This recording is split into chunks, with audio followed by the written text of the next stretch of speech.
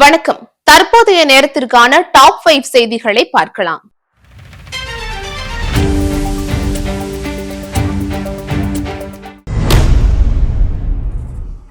நெல் கொள்முதல் விவகாரத்தில் அரசு பச்சை பொய் சொல்கிறது என்று அதிமுக பொதுச் செயலாளர் எடப்பாடி கே பழனிசாமி குற்றம் சாட்டியுள்ளார்.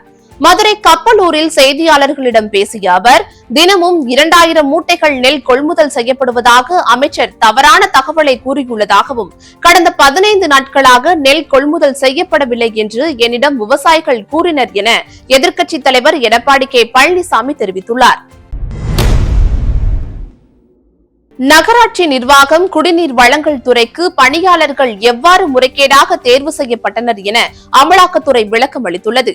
தேர்வு முடிவுகள் வெளியாவதற்கு முன்னதாகவே உறுதி செய்யப்பட்ட பட்டியல் உதவியாளர்களின் வாட்ஸ்அப் சாட்டிங் மூலம் மீட்கப்பட்டதாகவும் அமலாக்கத்துறை தகவல் தெரிவித்துள்ளது. இந்த முறைகேட்டில் அமைச்சர் KN நேரு, அவரது சகோதரர்கள் மணிவண்ணன், ரவிச்சந்திரனின் உதவியாளர்களுக்கும் தொடர்பு என தகவல் வெளியாகியுள்ளது. மத்திய அரசு பாரதிய நகரிக் சுரக்ஷா சன்ஹிதா, பாரதிய நியாய சன்ஹிதா, பாரதிய சாட்சிய அதிநியம் என்ற பெயர்களில் கொண்டு வந்துள்ள புதிய சட்டங்கள் கடந்த ஆண்டு ஜூலை 1ஆம் தேதி முதல் அமலுக்கு வந்துள்ளது.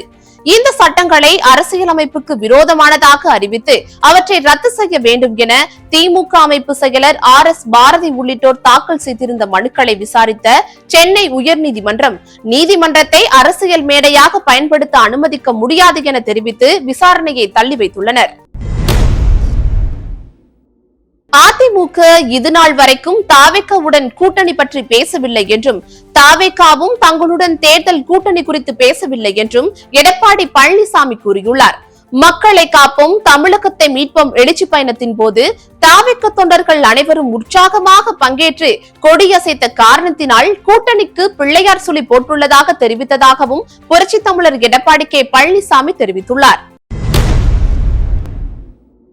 பசும்பொன் முத்துராமலிங்க தேவரின் நினைவிடத்திற்கு மரியாதை செலுத்த வந்த மூவேந்தர் முன்னேற்ற கழக தலைவர் ஸ்ரீதர் வாண்டையாரை பூசாரிகள் வேகமாக சாமி கும்பிட்டு விட்டு செல்லுமாறு கூறியதால் சர்ச்சை ஏற்பட்டது.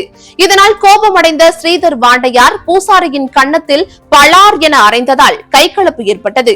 தொடர்ந்து தேவர் நினைவிடத்திலேயே ஸ்ரீதர் வாண்டையார் அமர்ந்து தர்ணாவில் ஈடுபட்ட போது அங்கு வந்த அரசியல் கட்சி தலைவர்கள் அவரை சமாதானப்படுத்தி அழைத்து சென்றனர். இத்துடன் டாப் 5 செய்திகள் நிறைவடைந்தன. அண்மை செய்திகளை உடனுக்குடன் தெரிந்து கொள்ள BNC டைம் சேனலுடன் இணைந்திருங்கள். நன்றி.